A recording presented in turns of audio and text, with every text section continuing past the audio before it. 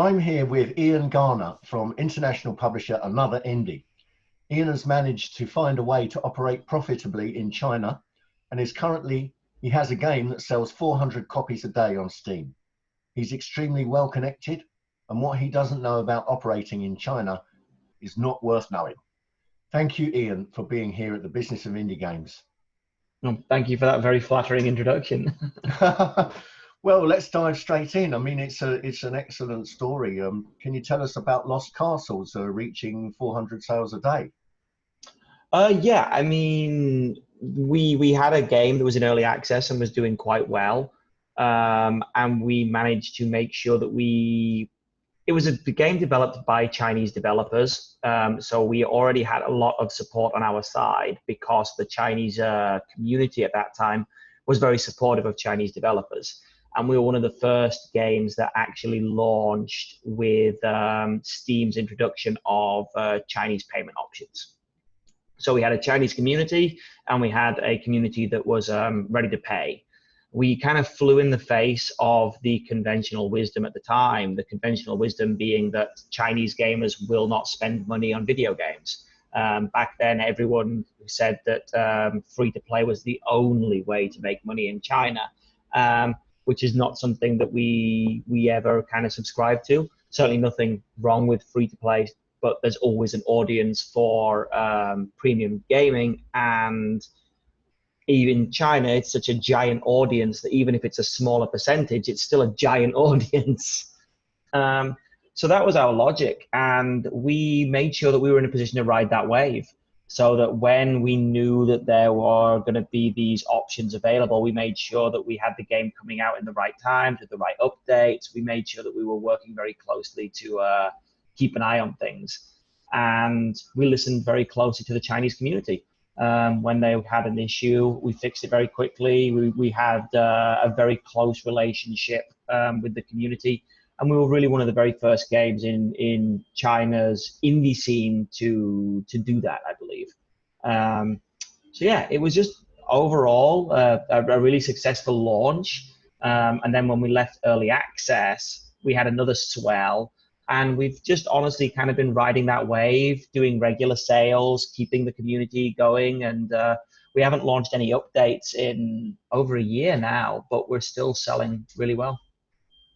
Well, I mean, that's really fabulous. You know, it's excellent to know as well that, there is a premium market there. I've always believed that if you've got really good content, then people will pay for it. And I'm just so pleased that you found a way. And are you planning to do some updates then? With Lost Castle, we're strongly considering it. We have another game by the same developer launching next year in early access. So our current plan is to do some kind of second game related DLC and put that into Lost Castle to raise awareness of the upcoming title. So we're essentially going to try and cross-promote with content for the previous game. Oh, I see, great. And are you publishing other titles as well at the moment? Oh yeah, we publish a lot. Generally speaking, we see around 30 to 50% of our income coming from China. Great, and the rest from around the world then? Correct, yeah. Yeah, that's great. So, and how have you found, like, how long have you been there, and how do you find living in China? I mean, actually, I know you're in Taiwan now, yeah? Yeah, I'm in Taiwan. It's been an experience, that's for sure. I mean, I moved out here on a gap year nearly a decade ago and never went back. So it's been an interesting period of time, that's for sure. But we started Another Indie about 5 years ago, and the goal of the company was always to create a bridge between the East and the West. I mean, back then it was even more fragmented than it is now, and it's still quite a fragmented part of the industry. So we initially started helping Western games come into China. That was our initial business model. And we found some level of success with that. And then we decided that with that level of success, we should probably look into bringing Chinese games out of China. And after we had some success with that, we moved on to do international publishing. Oh, brilliant! What a great strategy, and incredibly timely as well. Well done. What Yeah. really is fabulous. What uh, did you make some rookie mistakes at the beginning? Oh yeah, absolutely. I mean, not even necessarily at the beginning. So some of the things that we've Yeah, done, I look back on and I just go, oh, what were we thinking? One big thing was treating China too separately. Like for example, at one point we launched a game on Steam and we region locked it, so it was only available within China while we did the things we needed to do to launch worldwide. Because we underestimated how badly that would affect the Steam algorithm. And unfortunately, that game struggled to recover. Unfortunately, we did much better on consoles and things like that. But because of that decision, we've had to suffer some negative consequences. yeah. And are you still making mistakes today? I hope not to that extent. We certainly are always living and learning, that's for sure, and everything's changing all the time. But we've gotten much better at keeping track of those changes and having people dedicated to doing just that. So no, not in recent memory. We haven't had any mistakes of that side. Great. And so what to avoid like maybe new developers or developers that are not yet in China, what do they need to know? What are like the sort of top three or top five things they need to know about coming into China? There's a few things you need to know, especially from the Steam point of view. One of the first things that you need to be aware of is that the Steam community features do not work in China. So the vast majority of Chinese players do not have access to your forums or your announcement section. So what that means is that the only way that Chinese players can communicate with developers is via reviews. So if you actually look at statistics on reviews, you see that mainland Chinese players tend to leave way more negative reviews than any other type of player. And the reason is because that's the only way they actually have to reach out to the developer. Oh, I see. Okay. So that's a big one, because it means if you have a small problem that you think you've explained in the forum, you have this giant audience that has not had that problem explained to them. So that's one thing that I do see semi-regularly is developers that say, oh, we have this glitch, we've addressed it in the forum, or please leave your bug reports here. But Chinese gamers cannot access that information, and you end up taking a real hit to your review score. Yeah, of course. Yeah, because I mean, there's no way of addressing that really without communication, without two-way communication, is there? Yeah, correct. I think the main thing to be aware of is just be aware of, if you get a sudden surge of negative reviews from China, you have to make sure that you're sitting there with Google Translator and figuring out what the problem is, because there's almost certainly a problem. Yeah, so it sounds like it's more likely to be a bug that you would have patched otherwise. Yeah, You've correct. already patched and they don't know. Or a localization issue. Things like that are, Yeah, awfully common. And it's amazing how, if you have a puzzle and one word is spelt incorrectly or one character is out of sync, it just ruins the whole puzzle. And suddenly you've got the entire Chinese audience unable to progress. And I've seen multiple examples of things like that. yes, yeah, and we know about the puzzle market. You mustn't take the solution away from your target audience. Yeah. It's very frustrating for them. Is it the censorship that stops the Chinese governmental censorship that stops the forums being available? That is correct, yes. And what other censorship issues are there that developers need to combat or be aware of? So I mean, if I was to go into the full depths of that, we'd be here all day. Okay. Yeah. But the key things to remember are that anything negative about China can have massive impact. I think we've all heard of what happened to the Devotion developers, and everything that went wrong there. And that's that was not an isolated incident. It's simply the most well-known incident. It's really important to be aware that the Chinese player is probably more sensitive to politics than the Western player.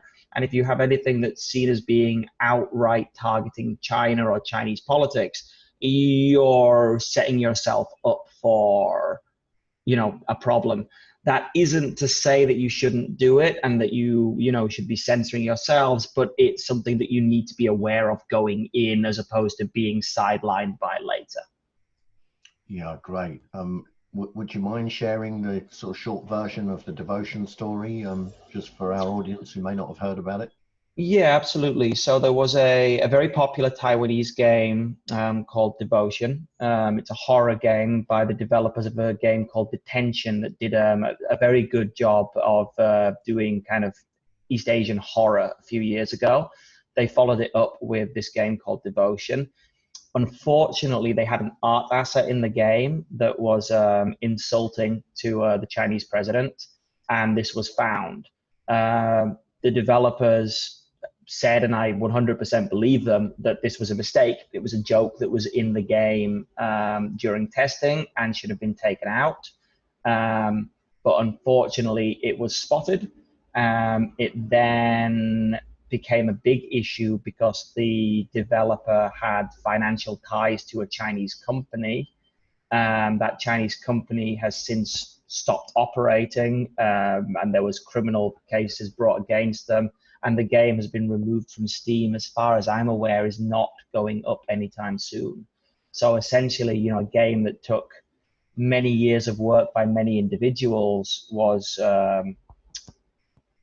killed, for want of a better word, because of a single art asset. Wow, I mean that's a really harsh price to pay for that. Absolutely. Yeah, really. So yeah, so not to be taken lightly for sure.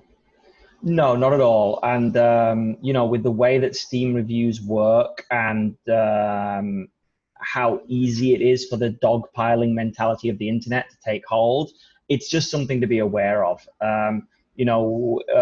There's no solution to this particular problem. I certainly don't want to be saying to people that you need to only be saying good things about governments or countries or whatever. But you 100% need to be aware of the situation before you blunder into it, right? Yes, absolutely. Gosh, that's really clear. And are there is there information readily available about censorship for foreign developers, like guidelines to make sure that, developers can comply without kind of worry-free? So there are a set of guidelines, and it all comes under this process called the GAPP, which is the Chinese censorship, which is run by the Chinese government, and all games are checked by the Chinese government and then given essentially a pass to publish in China. The situation right now is that Steam is actually a loophole. So Steam operates inside China, but is not actually legally allowed to do so. It's a gray area. So games that are published on Steam do not go through this GAPP protocol. Whereas if you want to publish on a Chinese platform, say for example you want to launch the game on WeGame, which is Tencent's platform inside China, then you need to have gone through this GAPP protocol. Now that can be done, but I may be wrong on this because there was some backing and forwarding on this, and this might only apply to the upcoming Switch games, but I believe on the Switch games, you need to have a Chinese publisher.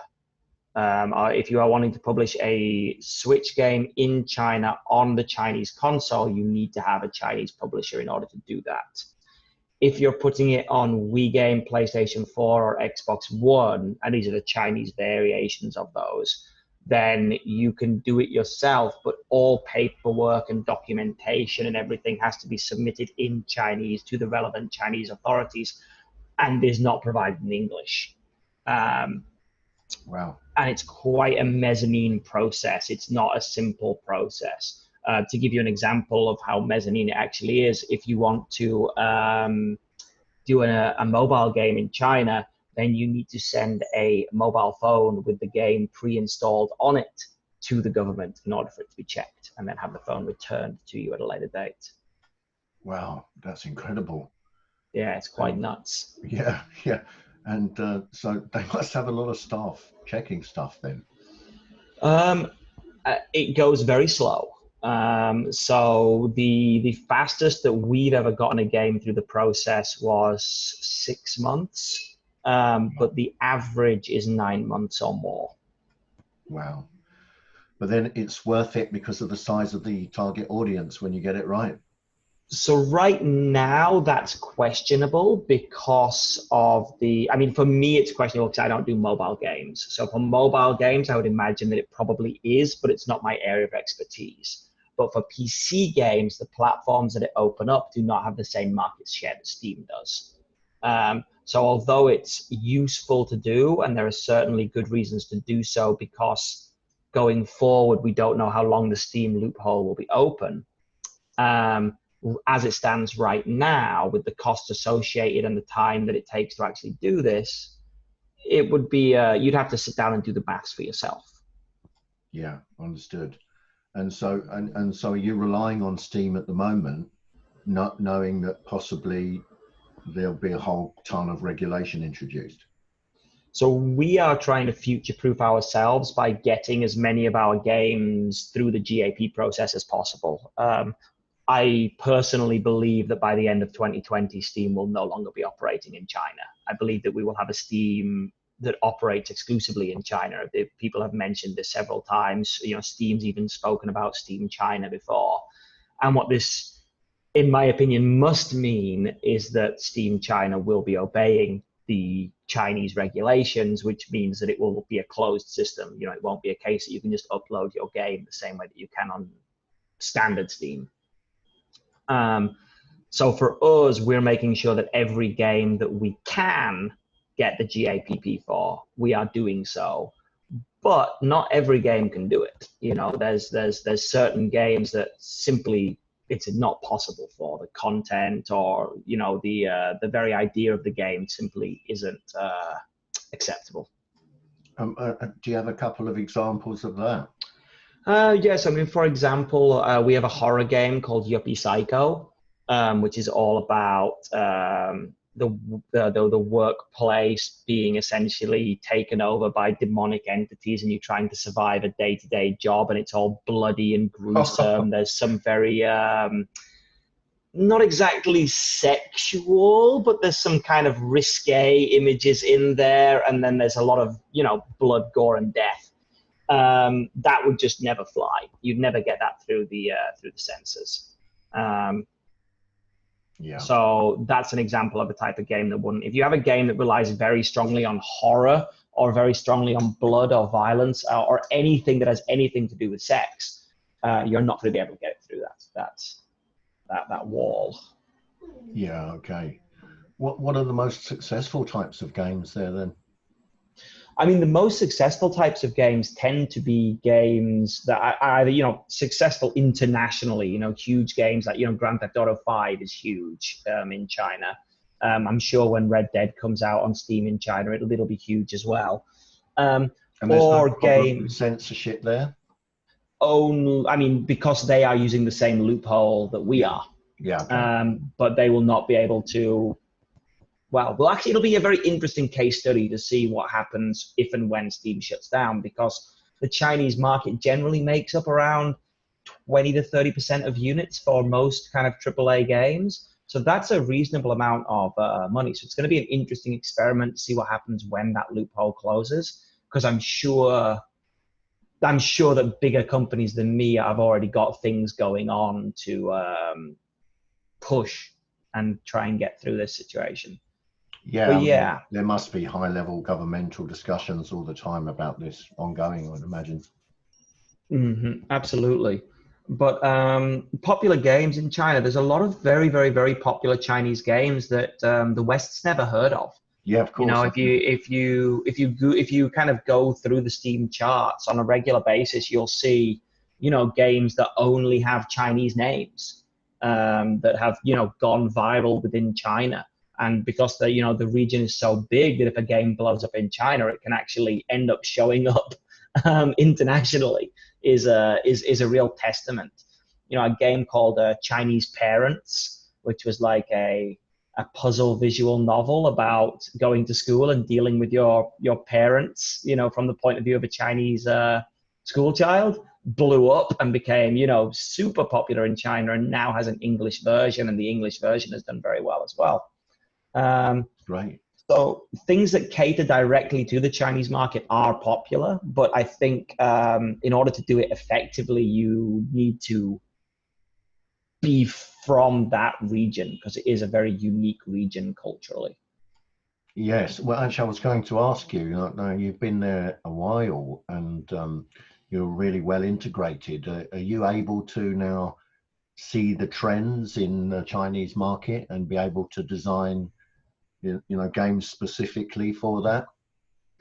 I mean, I have an amazing team. So, my team is over 50% from this region.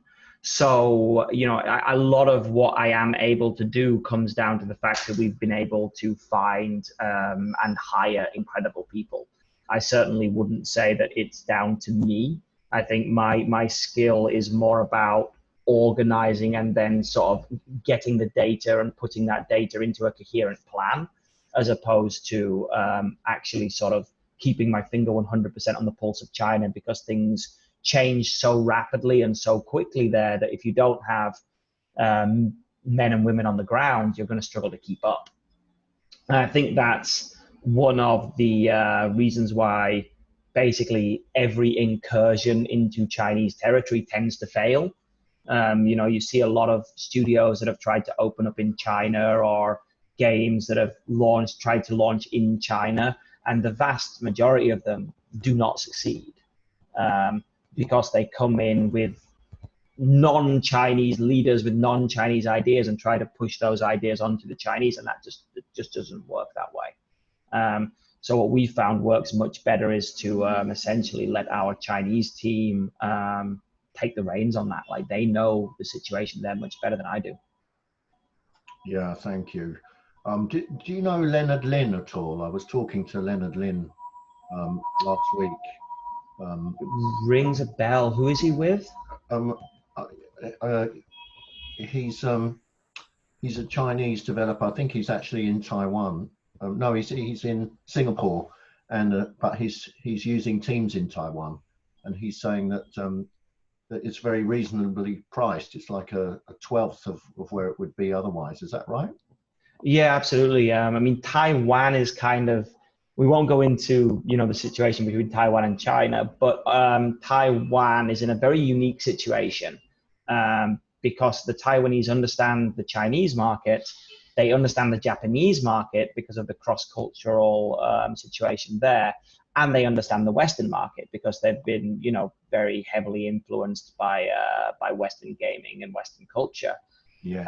So it's in this very unique space where you can hire developers who have experience on everything, who you can get your hands on technical artists who have this incredible breadth of knowledge, and people who can create good-looking games on mobile and then turn around and put those games on Switch pretty quickly, which is a very unique situation, not just in Asia, but I think in the world.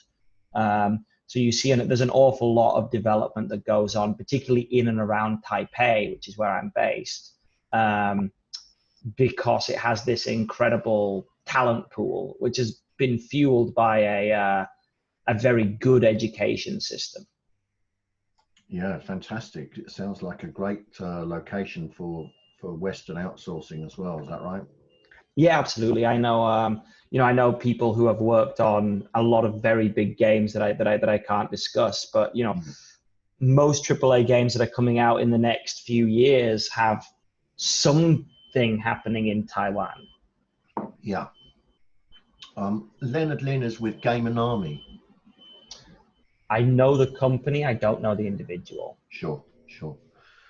So Gosh, I mean, it's a fascinating environment. For an indie developer to invest in launching their game in China right now, it's very high risk, clearly. Um, how have you combated that? What are your relationships like in China? You must have built up some really great relationships over the years. Yeah, I like to think so. I work very closely with not just like developers, but also other publishers in China. Um, so we all understand that it's much more us trying to survive the situation rather than us trying to survive each other, I guess would be a good way to describe it. Yeah, yeah. So there's much more collaboration, there's much more sharing of information than I see from my Western counterparts. And generally, we all get along. You know, we do talks together, we go to events together, generally quite supportive of one another.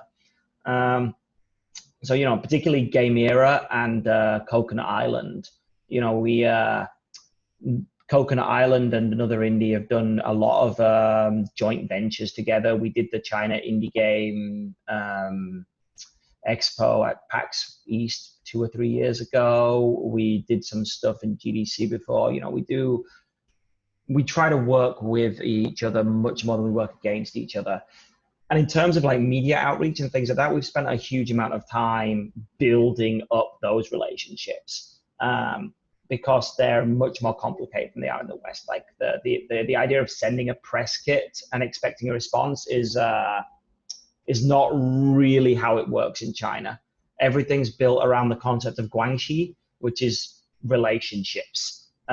So you have to kind of know people and they have to vouch for you, and then that gets the ball rolling. So that's been a huge amount about what we've been doing in China is building up those relationships, like, you know, being able to talk to the platform holders, being able to talk to the individual streamers, the individual media outlets, being able to get those people in one room for drinks and dinner, that type of thing.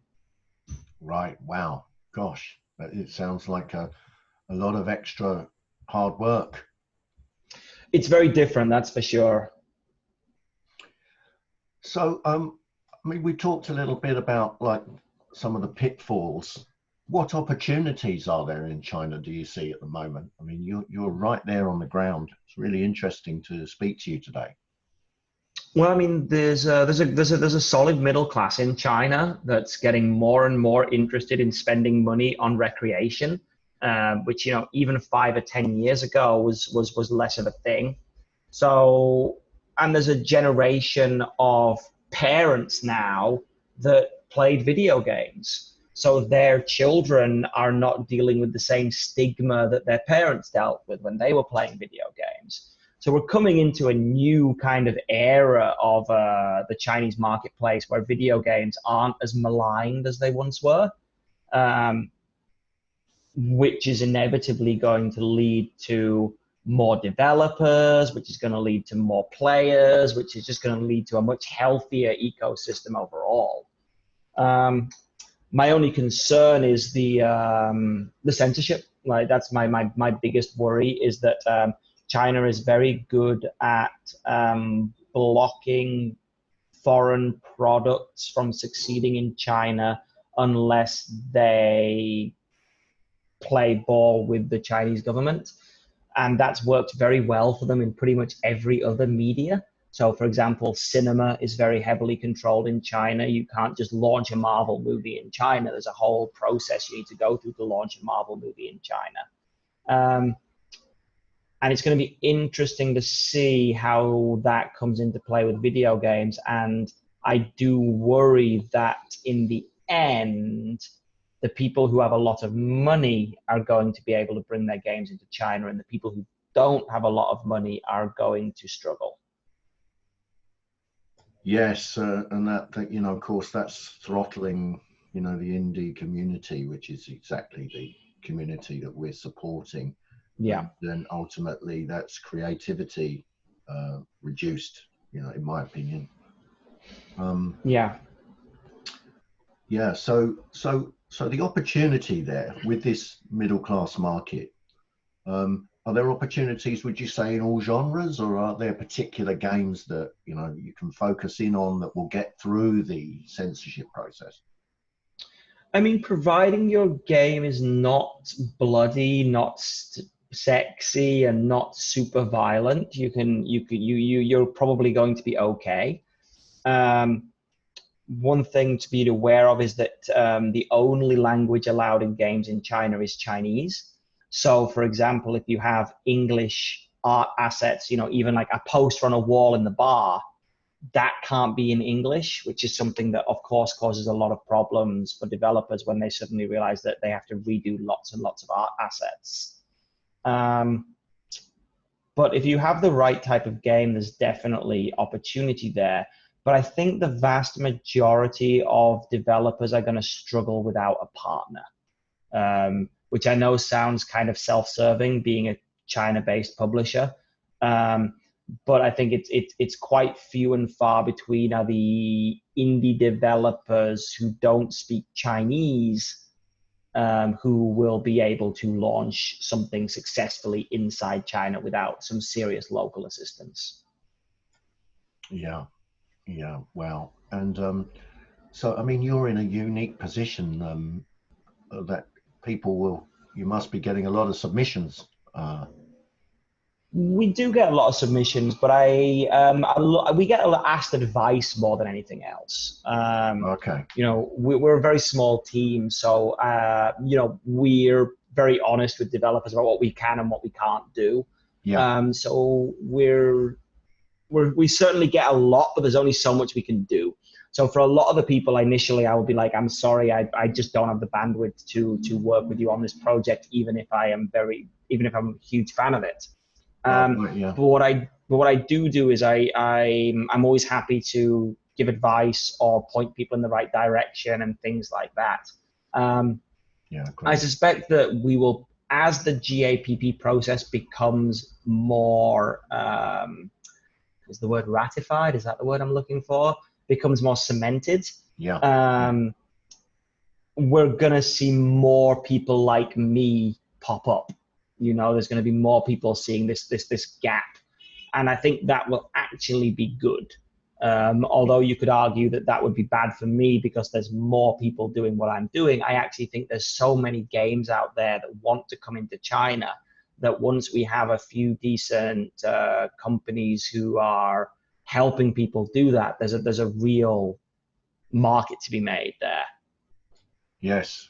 Yeah, I get what you're saying. All boats rise together, right? That's the hope. That's the hope. And the other very interesting thing is that because of the censorship situation, many Chinese developers are now turning their eyes outward. So whereas previously a lot of games in China and developers in China were quite insular, developing only for the local market, now these developers who are developing, maybe games with violence or sexual content or whatever, and don't want to pivot, instead of developing games solely for China, they're now looking for opportunities outside of China, which I think is good because I think that will lead to a very healthy cross-pollination of creativity, business acumen, and just ideas. Yeah, thank you. About how many games are you publishing at once at the moment, and how do you choose them?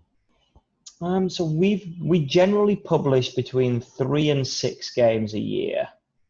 So next year is going to be our biggest year yet, with I believe we're looking at 6 to 7 games next year, and that's worldwide. We're actually pulling back on just launching games in China simply because we now have so many games that are interested in working with us internationally as opposed to just in one region. When it comes to selecting games, we have a process. We don't look at anything unless we have a build. I think a lot of indie publishers are the same these days. Like, I understand that, in the past, it used to be a case of you would have a pitch with a video and cool screenshots and a lovely GDD. And then that would be the basis. I remember the days when you could get a deal on 2 pieces of paper. Yeah, unfortunately for me nowadays, I unless I have a build, I don't even escalate it to the first step, which is to get the whole team to play. So the first thing I need is a vertical slice, and then I need information, as much information as you can give me. Information about the game, about the development schedule, about the developers, about the company, about what you need, about what you want, about what you don't want. The more information you can give me, the more informed my decision can be. And that's pretty much it. Once I've got a build and I've got all the information, we have a system where we all give our feedback, and then we sit down together, discuss it, and then if there's a very obvious consensus, we move forward. If it's a bit more fractured, then myself and my 2 co-founders will sit down and make an executive decision. Thank you. That's interesting. You know, maybe you'll get a couple of submissions from our audience here. I hope so. I'm always happy to talk. Lovely. And so so just on that, we spoke about you know, some of the big franchises like GTA being popular in China.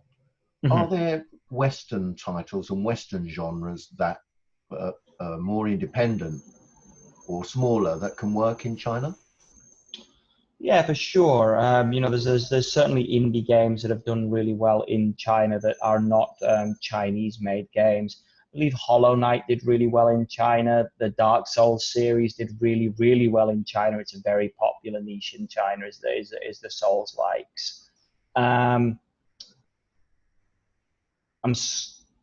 trying to pull another name from my brain, but my brain is not giving me any love at the moment. But I believe, you know, the focus seems to be on the big ones with big swords. Okay, that seems to be the genre that goes down really well in China. I believe like things like FPSs and stuff have got a steady following in China, which is growing, but it's not the Chinese preferred type of game. It seems to be a lot of the games that I see people playing are, you know, third person, fantasy, action. That seems to be the big sellers. Wow. And so are you talking kind of like Final Fantasy or like Baldur's Gate, Dungeons and Dragons? Are they interested in that? I think Baldur's Gate's probably too old. You've got to. One of the things I always have to remind people is that retro in China is not the same as retro in the West. Yeah. So the vast majority of Chinese gamers, their initial, you know, gameplay experiences were on mobile. So most people who play PC and console now, they actually started with mobile and then moved over onto console and PC, as opposed to, you know, our generation, which started with consoles and then maybe graduated over onto PC and mobile. Yeah. So it's a very, very, very different concept about what is attractive. It's one of the reasons why pixel art games tend not to do very well in China. Is because pixel art is not an art form that the Chinese are particularly enthused by. They would much rather have anime or something that's you know, highly polished. Some polished 3D. Yeah, pixel art just is not their preferred art style because they don't have that nostalgic connection to pixel art. I mean, even for example, like my kid brother, who's only 12, he's too young to remember those games, but he still has that connection to them from me and from my dad talking and playing with those games. Whereas in China, that connection almost doesn't exist. So that's always an interesting one. So things like Baldur's Gate, for example, very, very, very few people are aware of that as a franchise. I suspect when Baldur's Gate 3 comes out, we might see like a general swelling of interest in China. But for now, things like that probably are going to struggle. I'm not 100% sure with regards to games like XCOM, but tactical games are very popular as well, but usually in the very Chinese format. So for example, like if you go onto Steam and look at Three Kingdom games, you'll find literally dozens of games set in the Three Kingdoms period of China, which are tactical games where you play as one of the main characters in those legendary stories and you fight to take control of China. And those games are huge, absolutely huge in China, because they appeal. The Three Kingdoms it's kind of like the Arthurian legends, I guess, for us. It's such an ingrained part of their identity, and it transplants itself so well into video game format that of course it's huge.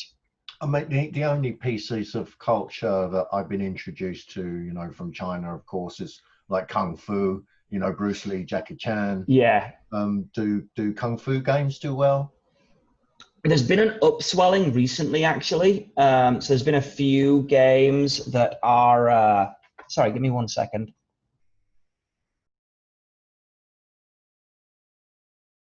I just parked my chair on my big toe and had to let out a squeal while I removed it. Oh no! Can you hear me? Yeah, I'm back. Please edit that particular bit out. Will do. Yeah, will do. So there's been a few examples recently of like Dark Soulsy style games that are very much set in kind of kung fu mythology. One of the more recent ones was a game called Bloody Spell, and it's actually a very nice game. It's very short in early access, but it's done really well considering its size and how early it is in early access. But it really tapped into, the Dark Souls franchise is huge here. Let's do something akin to that, but brimming with Chinese mythology and Chinese style kung fu and Chinese style combat, and that really resonated. Yeah, I can totally understand that. I mean, the other thing we had was Monkey. Do you remember that? Yeah, Monkey. So the Monkey King, actually, there was a game that came out very recently, I think within the last month or 2 months. Monkey King, The Legend Returns, I think is the name of it. I'd have to double check. And I believe that did really well inside China and did not do very well outside China. But it's that's another like really good example of a game that caters to the local audience. Yeah, fantastic. Well, that's very insightful. Thank you. That gives me a real insight into the marketplace, actually. And then what about like the sort of the influencer market then? I mean, the West is now relying more and more heavily on influencers to promote games, on YouTube, etc. Yeah. What's that like there? I would say it's probably even further along in China. Influencers in China are a factor of 10 to 100 times bigger than influencers in the West. I mean, we deal with quote unquote smaller influencers, and they have tens of thousands of regular viewers. Whereas in the West, tens of thousands of regular viewers is, the top 1%. In China, it's not. Streaming really took over here, and it's done in a very kind of different way. A lot of the time it's done via mobile as opposed to via PC. So there's a lot of influencers that based it off, kind of record like TikTok style things. So TikTok is a Chinese company, which I think gives you a good insight as to what streaming and interaction via video is like in China. There is an awful lot of video game streaming as well. And there's a few platforms that really dominate. Bilibili is now, Bilibili and Douyu are the two big ones, but there's lots of smaller ones out there as well. The big difference between the West and the East in this respect is that in China, where the in China, the influencers work for the platform. They're not independent. So, for example, in the West, the influencers tend not to be directly associated with the platform. They tend to use the platform on its own. Though actually, that does seem to be changing recently with Ninja leaving and becoming Mixer exclusive, and Shroud doing the same like that. So clearly, there is an argument that this does exist in the West. Whereas in China, if you are a mid to popular tier streamer, you generally work for the platform. You play the games that the platform assigns you and things like that, which means that influencer marketing in China is incredibly expensive unless you have some direct connections with those individuals who are willing to, in their free time, essentially stream those games on the platform.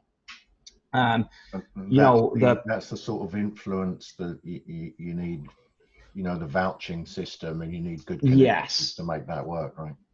Yeah, absolutely. I mean, we've seen some really crazy figures when we've spoken to some of the bigger platforms, with upwards of $2 to $3 million for a single hour of gameplay, and $250,000 for ad snippets and things like that. Like, it is a vibrant marketplace. Yes, I can see, and only the big guns can afford to play in that market, right? Yes, yeah, absolutely. So what you tend to see is that, the very, very, very big upcoming games in China tend to do it, but it's very mobile dominated. Yeah. Which of course works because in China, the vast majority of people who are watching streams are doing it on their mobile devices. Yeah. So instead of kind of I would imagine it's probably higher than I would expect now. I always forget how the young people love their phones.